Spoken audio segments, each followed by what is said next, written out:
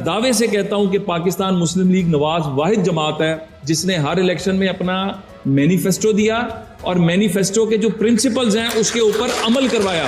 उसकी मिसाल मैं आपको सिर्फ ये देता हूं कि मैनिफेस्टो जो हमने 2013 में दिया, पंजाब वाहिद सूबा था जिसने यूथ पॉलिसी दी।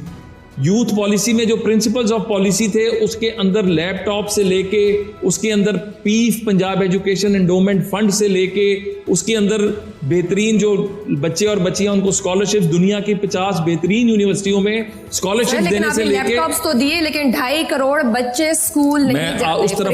मैं उस तरफ आ रहा हूँ जी। 90 लाख बच्चा स्कूलों में था जब हमारी हुकूमत आई थी। जब हम हुकूमत छोड़कर गए थे 1 करोड़ 53 लाख बच्चा स्कूलों में था। भट्टे पे काम करने वाला बच्चा भी स्कूल में था। जनूबी पंजाब के अंदर वो बेटी जिसको वो स्कूलों में नहीं भेजते थे, सुन तो लेना, मैं आ रहा हूं उस तरफ भी।